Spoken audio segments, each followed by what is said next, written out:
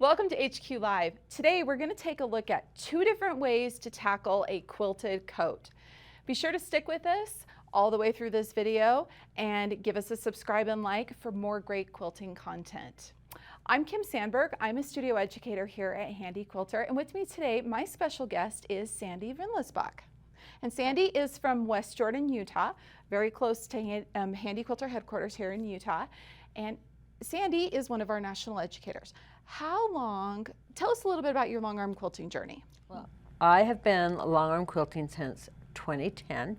For years I did just free motion with rulers, and then I've added pro stitchers. So now most of my quilts contain all 3. They contain pro stitcher, they contain rulers, and they contain free motion.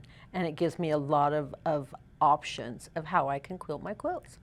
Sandy is also a national educator for Handi Quilter, so you just might get really lucky and get an event taught by her at your local retailer. So that's a new adventure that she is starting. We're really excited to have her be part of the team. So while Sandy was recently here at Handi Quilter doing her training to become an educator, an official educator, she's been an educator for a lot of years, teaching people how to quilt. Sandy and I were talking about projects we were working on, and I mentioned that I was making a quilted coat, and Sandy said, I want to do a coat. In fact, yeah. I have already been thinking about doing this coat. So we thought, let's do it together. Let's do it together. And the best part was, as we started talking about it more and more, we realized we both wanted to make a quilted coat, but with very different approaches to how we do it. So we're going to talk about Sandy's quilted coat first. Just a little preview. So mine's the one that's hanging in the background here. Here is Sandy's. Sandy's is, I'm going to hold this up. We'll do some more close-ups of it later, but here is Sandy's beautiful finished quilted coat. And let's talk through the process of how you created this amazing quilt. So let's start with where it started. Well, let's start with, first of all, what I wanted to accomplish. Okay. I wanted a coat that was actually a classic winter coat that I could wear as a coat that had quilting. But when you look at it at a distance, you don't really notice it. You find, so when something's happening with this coat, but when you get close up, you see, wow, that's amazing. Okay. And that was really what I wanted to accomplish. So I looked for a pattern that would be very classic, but because it was quilted, I had to be aware of how it was constructed. Yeah. So anytime you're making a coat, you want to be aware of how it's constructed. Avoid sharp points because you're not going to be able to get those points sharp. So, you know, just have fun with it, but be aware that as you're constructing a coat, there are some limitations.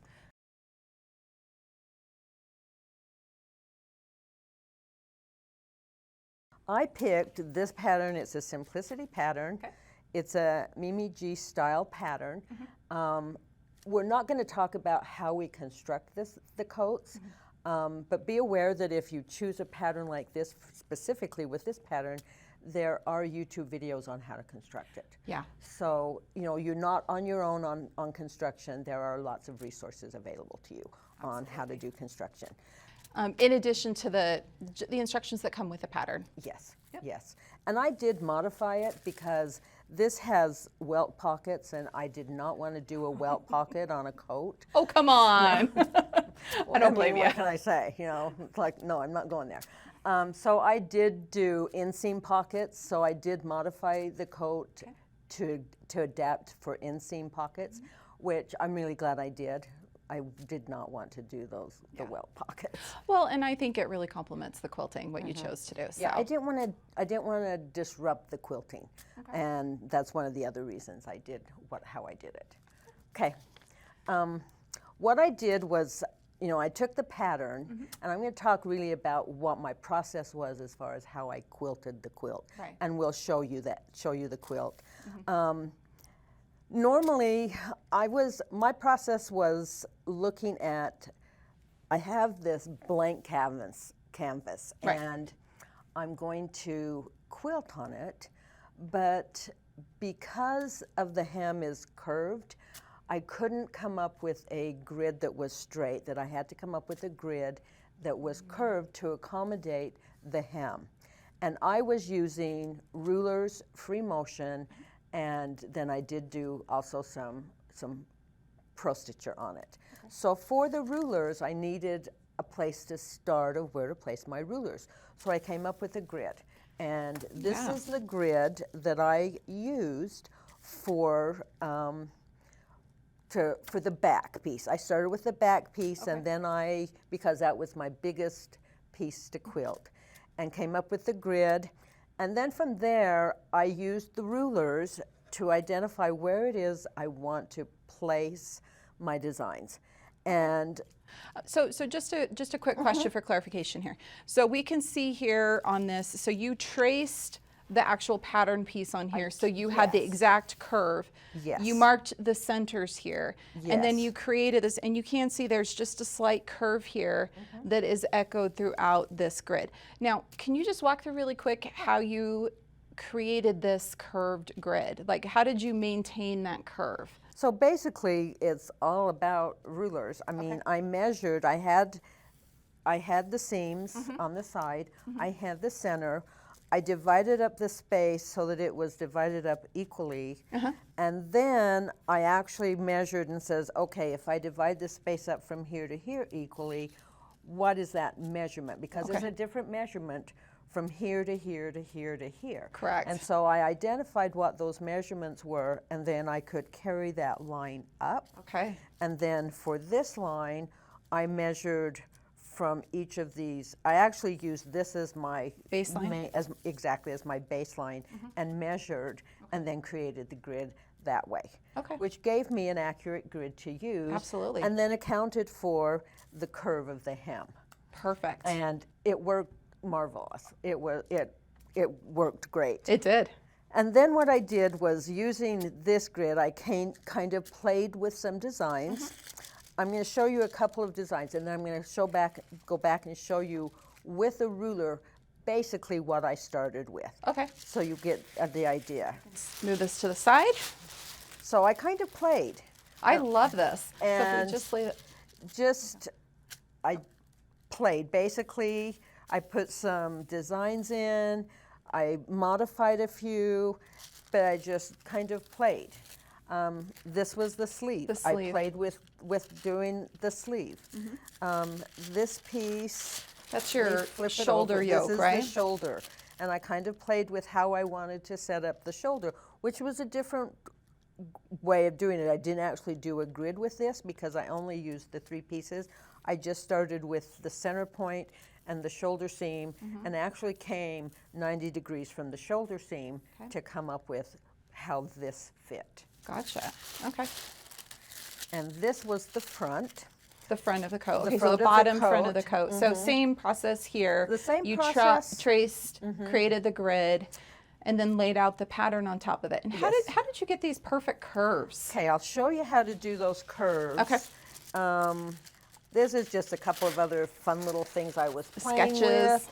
So I kind of I actually took about a week just playing with designs before I actually then finalized what I did. And I'm going to show you how I did the curves. Okay, so let's bring this one back up here.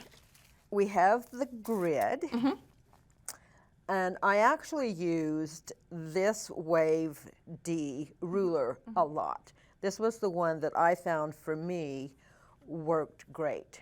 So the Wave D, and it's got 2 different curves on it. And I'm guessing the side that you've got marks on here is the one that you used. I used the not the deeper curve, but the more narrow curve. More flowing curve. I wanted an S curve. Okay. And so I laid this ruler down and figured out, where do I put it to get that S curve that I wanted. So here's my centerpiece, and you can see here I marked, and I can show you. I'll mark it again, and I mark on my rulers. I use Sharpie. I mark on my rulers, saying, okay, here's that hem line. Can you see that hem line? Yep, right here. And here's the center line. Okay. So then I actually used that to stitch with, but for design purposes, I use a little wheel, put my Sharpie in, and that gives me a curve. I love that. It might not be the exact curve I use, No. but it gives me that. Exactly. So explain why you're using the little offset wheel. This gives me 1/4 of an inch, which is the same size as your hopping foot. Right. So by using this, it helps you with your design so that you can pre-design your designs and then go from there. Now, when I want to do the other side, I just flip this over. Okay. I line up these lines I've drawn, line up that 1/4 inch again, and then I mark it. That's perfect. And then if I want to, and then I did a lot of echoing. I love to do the echoing. So then I just lined up, I just slid this ruler, did it again, and did my echoing. Very nice. And then flipped it again, lined it up. And you're lining up the actual edge of the ruler with the stitch line. Exactly. To get that 1/4 inch channel. Yes. Which is Yes. what you're, I'm or lining- echo. Yes, I'm lining it up to the stitch line. And then I just sewed that echo. And now I did other echoes. There's the etched line in here, which gives you the 1/2 inch. So I basically lined that etched line up to give me that wider channel. And then I echoed that again. Gotcha. So there was a lot of echoing. And then after I had done all of the, I call it the bones. Yeah. And filled in all of the bones, then I went in and actually added the design. So you would stitch it so it would be like what you've got here with just all these lines echoed. Yes. This is the bones. Yes. Then you go and add the fills inside there. Yes. I love it. Yes. And really that was what I did for the entire quilt. I mean the entire coat. And let me show you on fabric. Oh, yes. This is just a piece that I didn't actually use in the quilt. Okay. But it shows you basically what I did is when I started, I laid down a backing. Okay, and what kind of fabric is this? This is just a batiste. I wanted something that was fairly lightweight. I didn't want anything heavy. I didn't want, quilting cotton because I thought it was just a slightly heavier than I wanted. Yes. So this is a batiste. It's a cotton poly batiste. Okay. And then I used a wool bat because I wanted to showcase the quilting, and the wool does that. It Absolutely. showcases it beautifully. The loft. Yes. So then you can see, I also then, can you see what these Let's white get this up threads just a little are? bit. Yeah. This is how you're basting. Yeah, I basted. I basted the entire piece of fabric down so that it was all basted because I was moving the fabric back and forth to quilt it. So I would quilt the back and then I moved to quilt the front and then I moved to quilt the sleeve and then I moved to quilt the collar. So I was moving it, but because I had stabilized everything, I could easily move it and not have any issues. So you did all of the, laid the bones, did the free motion quilting first, and then went back and did the pro stitcher. So that's where this basting comes in really important. Okay, one other thing I want to ask you about is the fabric that you chose for this. This is not quilting cotton. No, I wanted a coat. And so I looked for, and I wanted a coat that was not black, that was not dark gray or brown. I wanted one that wasn't dark to show more of the quilting. Right. And so I found this is a wool blend. And so I used a wool blend to quilt it on, and it quilted beautifully. One thing I want to point out though is because I knew I was marking on this fabric, I tested 12 different marking implements, Marking tools, I love it. chalk, to come up with how I was going to mark it because I had to make sure it came out. And because this has a slight rib in it, Yeah, it does. I thought I was going to use chalk and it would be fine. or I thought I was going to be able to use a press out, a heat out. Yeah. Well, that didn't work because of the ribs. For some reason, it kind of didn't release it as I expected. So I did find 2 items that worked. Okay. One was the Mark Be Gone pen washed out. But the other thing that was very surprising to me is the Crayola ultra clean markers. I love that. And I actually didn't use that in the body of the coat. Okay. I actually used this because I laid the pattern pieces down on the fabric before I ever put it on the frame, and I actually used this to mark around each of my pattern pieces. Okay, so you use this for the marking of the pattern pieces. Yes. But when you were marking inside of it, you did use the classic blue washable. Yes, because I thought I just need to make sure. Yeah. But I did find this washed out as well. Wow. So I never thought of that. Yeah, this Crayola is great, washable. to tell you the truth, for marking, as long as it's something you're going to wash. Yeah. And I've not had any problems with it washing out. But anyway, that's just a side note. New tool to try. So what I'm hearing too is this is a washable fabric. Yes. Okay. That was one of the things I was looking for. Is you can find wool fabric that is not washable, that is dry clean only. So I was specifically looking for washable because I knew I was going to mark on it, and I didn't want to have any issues. I wanted it to be able to wash it out, wash the markings out. Yeah, that's smart. That's smart. Okay, so what else you want to see? Well, I wanted to see, I know that you brought another piece that was all of your doodles of deciding the designs. This is really deciding the fills once you got done. So this is preview paper. And I love that you've got these traced out. So did you do this before, or did you do this after you had put the bones in? So I had put the bones in, and there was a couple of areas. It's like, what design am I going to put? Because I really did feathers and some other things, but it was mainly feathers. So I was kind of auditioning. Like for here, I did some areas, and it's like, okay, what do I want to do?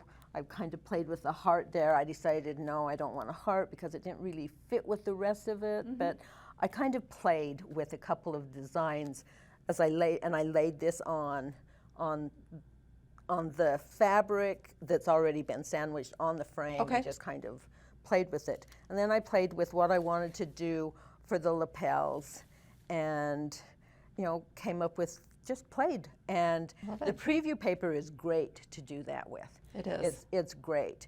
One thing I want you to notice is, can you see what I wrote here? It says this side up. This side up. And you've got it on both ends here, which I love.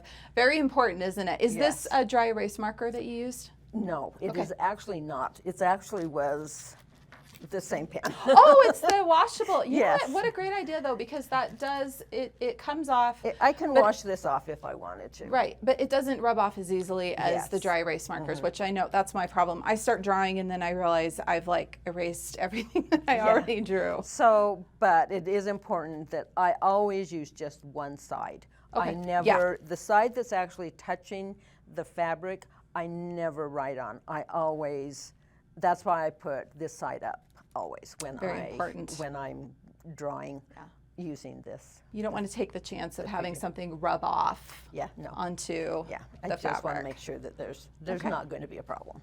What was the next step? After everything had been quilted, then I took it off the frame and then laid the pattern pieces back on and cut it. Okay. One of the things I did do as I was drawing the boundaries basically of each pattern piece is I extended it. Okay. Because I knew that there would be some draw up as I quilted it, and so I extended it out, and I wish I had extended it out about 1/4 of an inch, and I wish I had extended it out just a little bit more. It worked out without any problem, but it would have given me just a little bit of leeway. Other thing I did was, as I did where the seams come, I didn't want to try and match a lot of matching across with the quilting. So basically, it comes as basically a pyramid in the back and a pyramid on the front, so that I didn't have to worry about matching Nice. the design as it came together. Okay. Now, I know you have some pictures. Do some of these pictures show some of this? Yes. Okay, so let's go through some of the pictures you have. So let's talk about some of the pictures you have here, so we can just go through these. So this is the fabric. Yeah, this is just a picture showing the pattern, the fabric, and the lining. And if you're doing a lining, for me, it's like, go wild. Go wild for a lining. Why not? And and just to note, you did not use the lining as the backing for the quilting. No, you saw we used she used this batiste. You just used this. I remember you texted me this picture, and I was like very excited to see what you were going to do. So go wild with a lining. Exactly. And this shows really the first stitching that I did on the back, that I actually did use. Like I said, I had stitched this, but I didn't end up using it. I stitched it, and you can see it gives just a nice flow, and I really liked that angle. And this is using that D curve, so it gives a great look. This shows the bones basically of the back before I had added any of the fill, and even that looks, I think even that looks pretty. I'm like, to me that could be done, but why stop there? Yeah. You haven't quilted it to death yet. Let's keep going. Yeah. I tend to do a lot of quilting. Most of my quilts, it's like, I have to quilt it to death. What else? You know? Yeah. It's Absolutely. just fun. And then this is just another view of the same thing, just so you can see. This is where I'm starting to add some of the feathers. And so you can see I broke it up and did cool, I love feathers. So I added some feathers. This shows again where I'm building up and adding the feathers and some fills. And again, I've added some more. Seeing these layers start to come out. So it's beautiful. You can see I filled in some of that echoing that I did, the wider echoing. I wanted to make sure that I had those 1/4-inch channels. So I didn't do anything quilting with those, but the 1/2-inch echoing I did. And I think it just adds to it. I agree. And again, here's another view of that. It's just fun. Just have fun with it. This is the front. I mean, this is the bottom, and this is towards the top. But it just shows again the bones, and then starting to add in those designs. The fills. And again, adding it in more. This is where I started adding the background. Okay. And this is a Megan Best Designs that's in your Pro Stitcher catalog. Pro Stitcher library. And it is really just a crosshatch. I modified the size because I wanted diamond shape instead of elongated diamond shape, instead of the more squared shape. But this shows you the final picture, but I did this a different way than what I would normally thought I would do. As I was stitching it, I did 1 row, and then I go to do the 2nd row, and it didn't quite line up. How many of you've all had that happen? Every time. Every time. You've all had that happen. It's like, I don't want to spend the time to nudge and move to make it, because that first row, because of the draw up for the quilting, wasn't going to match. Yeah. So what I did, you can see here, there's a channel that's not quilted. Yes. So what I did was I took the design, I dropped it down half of the size of the design, and then I wrapped it 1/2 a row. And then it gave me this empty channel. And then I could use record mark, and I just did a point to point and filled it in. Very cool. So that we ended up with it filled in like this. And what an awesome way to solve that problem. of making the crosshatch match up, because I know that is doing a crosshatch with a pro stitcher. There's always that problem. I'm totally stealing that from you. I hope you don't mind. It wasn't mine. I'm going to use that on my next project. I saw it somewhere. I can't remember where. I mean, if someone came up with that design, let us know, because it wasn't originally my design, but it worked perfect for this. So thank you. What a great tip. This is just some of the pattern pieces, you know, laying out. One of the things I did after I had done the crosshatch, it wasn't enough. Of course not. I mean, you know, you have to add more quilting every chance you get. So I echoed those lines 1/4 inch. And to do those, I actually used record mark again to do those lines. So I could have used a ruler. I've done it with a ruler, but I thought, you know what, let's try it. Let's do it this way.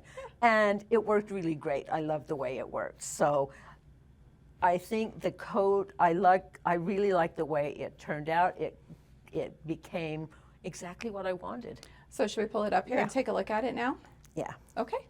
We'll just set this up here.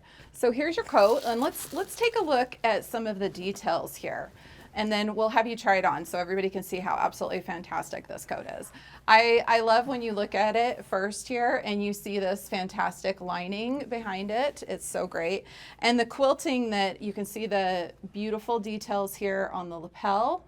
And you did a different design on the upper collar. Yeah, it's a simpler, it's a feather, but it's a little bit simpler. Which makes sense. It goes up around your neck. It's not, you want to draw as much attention to it, right? And then the lapels here are real showpieces. And I actually wanted to shadow somewhat of what I did on the bottom. So let's pull this up a little bit. So it's got a curve there, very similar, not the same, but similar curve here on the lapel. To match that same, what you've got here. Look, yeah. Oh, that's beautiful. Yeah. And another modification you made from the design. So you mentioned in the pattern it had the welt pockets that went across here. You didn't do those, which kudos. You did side pockets. I did the side pockets. Because you can't have a coat without Inseam pockets. Oh yeah. Says the woman who made a coat without pockets, but I'm going to fix that. And I also did not want to do a buttonhole in here. So I took the fabric, did a loop. Love it. And then, so it just loops around the button, which matches perfectly. Surprising, I was like, how did I find a button that matched perfect? So. Oh, it's gorgeous. So let's take a look at some of the other details. So I wanted to pull the sleeves over here. You did this at the bottom of the sleeves. So beautiful. Once again, that beautiful channel work. The feather, and all this. A smaller modified version of it because this was a 2-piece sleeve. Okay. And then if we flip it up this way, we're just going to flip it forward like this. But there is the top of the shoulders on the back. And once again, you've got that beautiful design there. And then you did all this crosshatch, and knowing how you got this lined up so perfectly is just fantastic. Yeah, it can be done. It can be done. And just have fun. And I wanted to look here. So on the inside, just a quick peek at the construction, because people always want to know. So no quilting.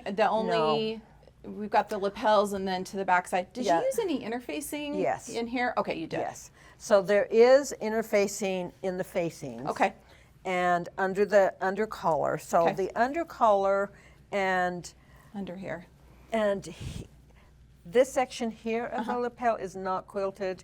And this section is not quilted, but part of this lapel here is quilted. Yes. So that you get that, because I really didn't want that double layer of quilting on that collar, because there would be absolutely no way I could press it flat, and it would have been difficult. So that's why I did it that way. Well, and that way it lays correctly too. Yes. It's nice. Yes. So this is when you mentioned earlier, you were talking about being careful with quilted fabric. It's kind of hard to get those super sharp points. Yeah. They are just a little bit rounded. But because it's consistent, it works. However, you were telling me that if you were to do this coat again, what kind of a collar would you do? Probably a shawl collar would look absolutely beautiful, because you don't have to worry about those sharp lapel points. Or even like the extra seam here or anything. Exactly. Yeah. Yeah. That's a good So point. that's one of the things, as you're looking at a pattern, look at how it's constructed and how it's going to work if it is quilted, because with that quilting you've got those 3 layers and they're not thin layers. So, No. you know, just play with that. One other thing I took a little sneak peek at that we're going to look at here. So you have not sewed down your lining sew down here, the lining, which no. I usually don't either. But it's kind of fun. You can actually see some of her amazing There- quilting don't here. look here, but Well, there's a little bit of tension issue there. But you've still got some of that blue mark coming through too, which I absolutely love. I feel like Which- sometimes it takes forever to get rid of it, doesn't it? But I didn't want to soak it. Yeah. I didn't want to soak it, and once I wash this, Yeah. it'll disappear. come out. Yeah. But I was okay with it because it's in here. Yeah, and it's- exactly. yeah.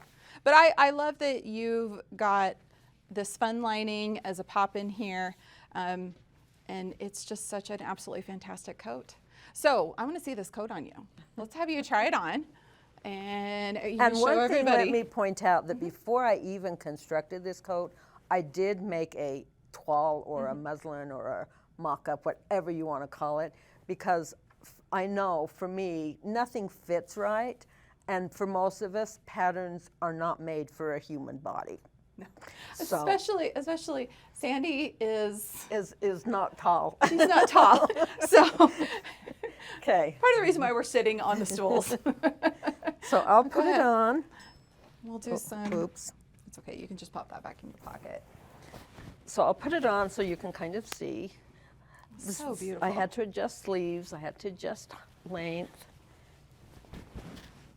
And it's just easy to just attach. And look at that. And it's it's absolutely just beautiful. Wonderful, So right? you turn around. Yes, and the quilting on the back here and the sleeves. Put your hands in the pocket.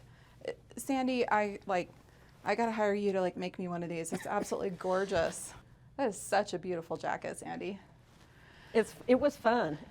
One of the things I really think with coats is you make one coat, it's not going to be enough. No. We've already been talking Yeah. about our next. Oh, I want to do this one. I want to do this one. I want to do this Yeah. one. So, all right, well, we're going to do a switch here. So let's take yours. I'm going to grab mine, and this is when everybody gets to see the height discrepancy between Sandy and I.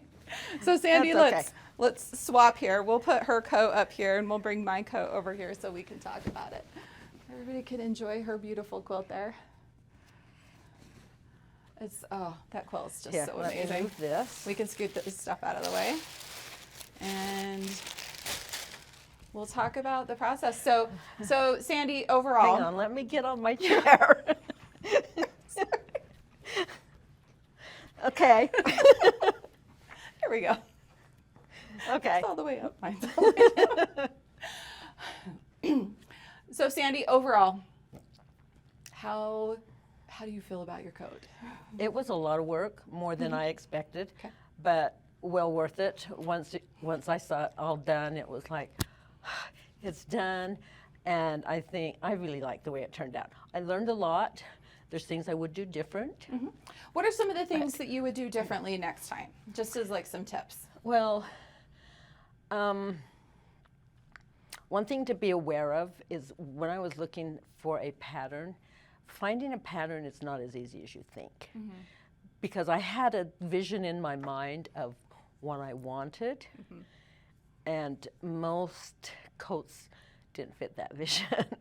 So I found a coat that was close, adapted it, and went from there. Remember that as you're quilting it, you will have take up, and so account for that. And make it simple. It can look very elegant. I wanted a quilt that was very classic looking, and you can do that with a quilted coat. It doesn't have to look more casual. It can still look very elegant and very classic. I totally agree with you on that. Yeah. So on that note, we can talk about my coat. I was going for a completely different approach. I wanted a quilted jacket that would feel like it was made from an antique quilt, maybe, and that it had the feel very casual. So I love that we're going for very different approaches here. Very casual, very much a quilt that We Well, were is it like calling a it quilt? yeah, like It's you're a wrapping yourself up in a quilt? quilt. A quilt. Yeah, that's what we were calling it. It's a quilt. It's a quilt. We're gonna trademark that word. But I wanted to have something that was much more casual. So going down kind of the same path you did, mine was definitely a much simpler process than what Sandy did. First of all, what I started with was a vintage quilt. Actually, I did start with an old quilt, but let me tell you the history of this quilt. So in 1996, my family built a cabin up in the woods, and my mom, my sister, and I were trying to find bedspreads to put on the beds in the girls' room. And we found these awesome quilts on sale in a JCPenney catalog. I'm sure a lot of you remember the actual catalog that you'd get, that you'd look through. This was like at the birth of the internet, so you couldn't go online and shop. But we ordered these quilts for $29.99. So we got 3 of them. They're classic double wedding ring, but they very much had that vintage quilt feel because they were all quilted by hand and everything. Well, we used these for a lot of years, and actually it's been almost a decade. The family sold the cabin, and my mom, when we sold the cabin, she said, hey, do you want one of these quilts? And I said, yeah, because there was 3 of them. So my mom kept one, my sister had one, and I had one. It was kind of a fun memory of the cabin. Well, mine, my daughter adopted it and loved it and kept it on her bed for a long time, and it got washed repeatedly because she had it when she was little, and we all know little kids, their bedding is washed often. And it started falling apart. And by falling apart, I mean all those hand-stitched stitches were popping and falling apart. The batting was doing the classic, you know, where it lumps together. It shreds, yeah, basically. it shreds. And it was all cotton. It was all 100% cotton. And it did not even have binding on the edges. It was turned in and stitched, like hand whip stitch. So the quilt was literally falling apart. It was to the point where I actually took it and I just took the front and the back and I ripped them apart. And the back fell apart into pieces. The top really stayed together very well. It actually was well constructed, which was kind of fun to see. But I was left with this quilt top and I wanted to repurpose it. So I thought, I'm gonna turn this into a jacket because it's just the fun memories of the cabin, all those good things. So like you, I started looking for a pattern to make it out of. And the pattern that I came up with is this one from Wixton. It's called the Unfolding Jacket. And it is a kind of like a kimono style. It does not have any closures on it, which I'll talk about how I'm working on fixing that. But it's a very loose, open quilt with a nice, I mean, would you call that a shawl collar? It's the collar that goes all the way around down to the bottom. Like that's the only kind of detail to it. It's very simple. And I thought, this is what I want to do. I want to have a jacket that's just a warm hug.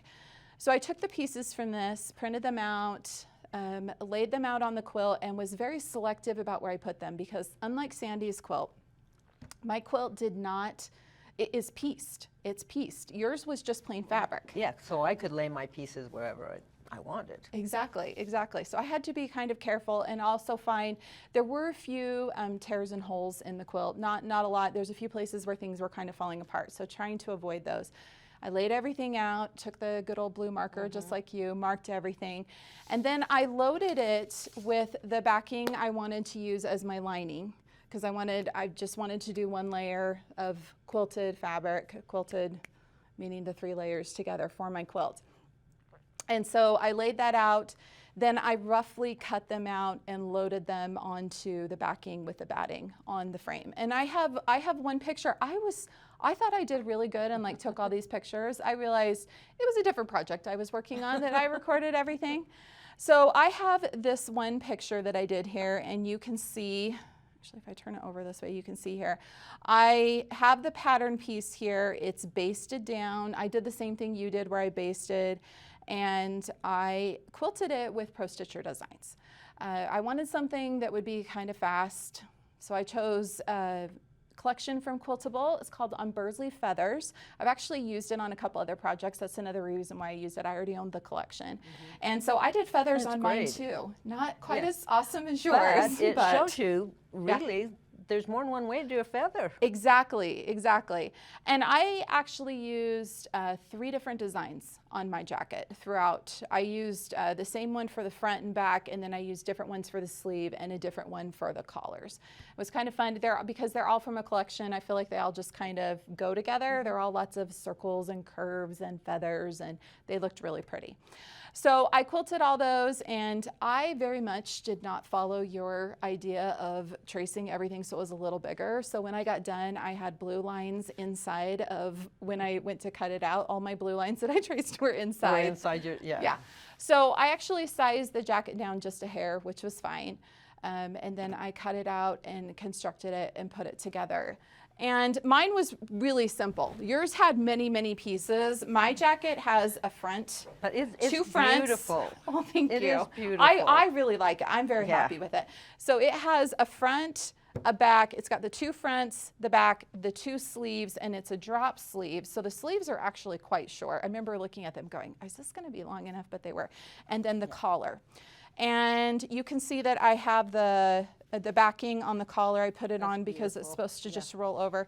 This was the one thing that I spent a lot of time on. I was very, very happy when you go like this yes, and you put beautiful. it there. I actually was able to line up that piecing. So I was quite happy with that. That's the only place I actually did any of that kind of It's stuff. beautiful.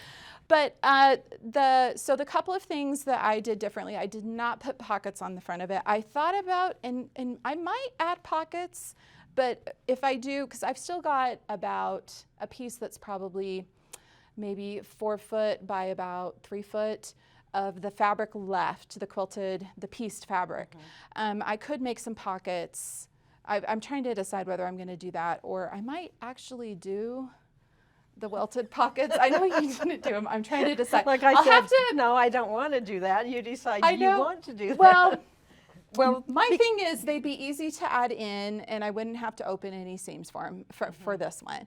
I would not do the flaps though, like yours. I know yours had the flats, but just do a nice little slip pocket there. Frankly, I feel like I need to wear it a few times to decide if I will need that. The other thing that I am going to add, and because I literally finished this last night, threw it in the washing machine, I washed it so that it has this nice crinkly. Cozy. Doesn't it feel like the vintage quilt? Yes, and it looks so cozy. It is. It's like you just want to wrap up in it. And when you put it on, it totally feels that way. But what I am going to add to it is I'm going to take a note from you where you did the loops. I'm not going to add a button to the front, but I'm going to add loops on both sides, and I'm going to add a tie, a belt to it. And I've actually took some of the extra fabric that was left from these big lapels that I made, and I am going to put binding on both sides of it, and then I'll wash it, and that will be the belt. The one other thing that I did differently in this jacket than the instructions, it was lined. You sew it together, right sides together, the lining and the quilt front, and then you flip it, leave a little bit, sew it shut. I wanted to have the quilting on the inside too. I actually think it's kind of fun. It looks beautiful. My daughter, when she was trying it on, she's like, "Mom, this is reversible." And I'm like, "Oh, I didn't even think of that. It really is." Yeah, because of the way, look at How I finished my seams. Yeah. How did you do that? So I just used good old binding on them. I bound all the seams. I stitched all the seams with a zigzag on the edge. I was going to do the serger, but then I was too lazy to drag the serger out. So I just used zigzag. I did a straight stitch and then I did a zigzag. I used binding on all of my seams. And on the seams I wanted to lay flat. I actually it's on this side. You can see I believe it's called felling. Maybe I'm not saying that right. Maybe you know for sure. Felt. Flat felled. But I took the binding and instead of wrapping it around, I just laid it flat and then stitched it down so that it creates a flatter seam. I did that there, and I did that on, for example, the shoulder seam up here. Which looks great. Yeah. So everything is very finished. It's very finished and I flat. like that, yeah. I wanted this to be a wash and wear that I could throw in the washing machine and wear. My parents recently, we haven't had a cabin for a lot of years, and they recently just purchased another cabin for the family to be able to use and love. And I think this is going to be the coat that's going to go with me every time because it'll be a fun reminder.